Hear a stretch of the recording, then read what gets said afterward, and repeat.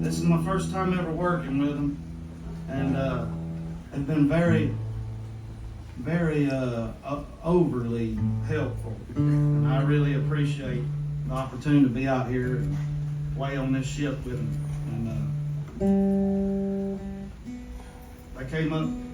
This gentleman came up to me at breakfast. They said, "They're gonna put your paintings on the stage." I was like, "All right, good. Maybe some of them folks will buy them." I'm a visual artist that happens just to play songs for the hell of it, and because you damn sure can't make no money doing this.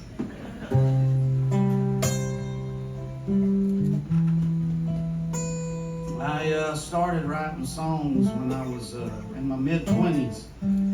I was losing my mind in the ministry up in Middlesboro, Kentucky, and I was trying, and it happened to coincide with the advent of high-speed internet access in Middlesboro, Kentucky, where I discovered a thing called YouTube. And back in them days, I was obsessed with banjo picking. My first instrument was a banjo. I bought a banjo when I was 18 years old and started playing in the church and everything because I'd grown up on rock and roll music, but then whenever I became an independent fundamental Baptist, they don't like rock and roll music. They like banjo picking and stuff, so I was like, well, I'll try to pick a banjo. And then I was up in Kentucky trying to pastor this little church that I split, and after the second time I split it, I was a little bit anxious, I guess you could say, and I was really into banjo picking, so I turned on YouTube, and I was trying to find this guy named Doc Boggs and this other guy named Roscoe Holcomb. I was trying to learn how to pick the banjo like they could, and then whenever I was trying to learn how to pick the banjo like that, I came upon this video of the Newport Folk Festival in 1965, I think it was, and then I was watching Roscoe Holcomb pick, but then there was another guy sitting beside him named Bob Dylan, who I didn't really know nothing about, but my dad had one of his records when I was a kid, and then so as the Newport Folk Festival video played, I saw Bob Dylan, and he sang "Blowing in the Wind." It was the first time I'd felt anything in a really long time, and I was like, well, shit, I better try to do that myself. And then, of course, I've never been able to do exactly that, but I'm doing whatever the hell this is. And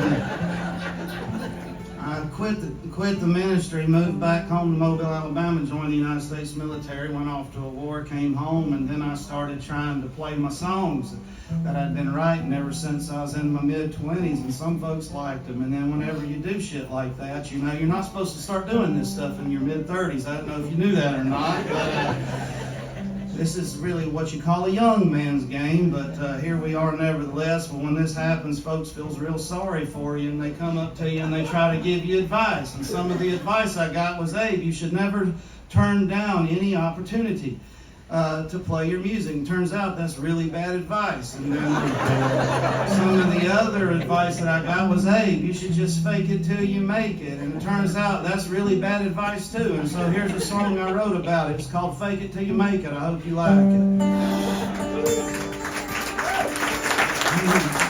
Well, you can get a flashy guitar and play in all the best bars, but I hope you know how to smile, and it'll help if you can shake it, 'cause that's the way you gotta make it when you're young and in your prime.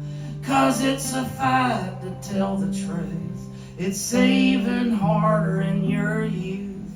No one likes a tune that they've never heard, and nobody wants a song if they can't sing along.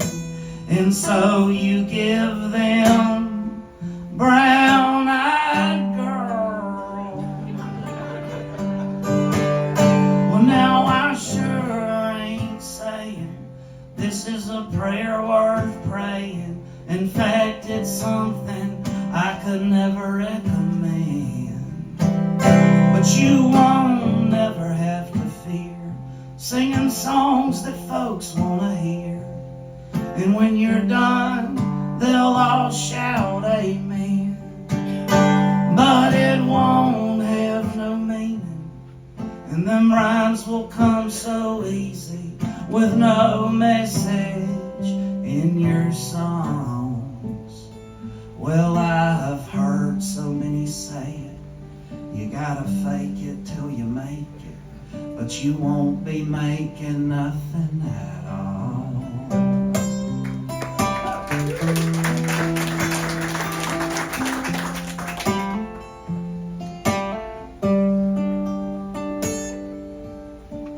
So I'm gonna write a song and call it Free Bird, for all these assholes hollering free bird and acting like I give a damn. I know I'm a crazy hack, and I probably won't be invited back, but I wasn't making much anyhow, and I decided not to sell what little heart that I've got left. And them gigs would surely kill me in time. And I believe I'd rather be poor than sing them songs anymore, casting my pearls before them swine. Well, now I sure ain't saying this is a prayer worth praying. In fact, it's something I could never recommend.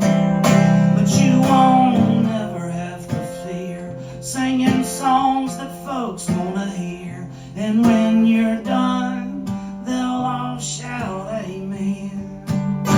But it won't have no meaning, and them rhymes will come so easy with no message in your songs. Well, I've heard so many say it, you gotta fake it till you make it, but you won't be making nothing at all.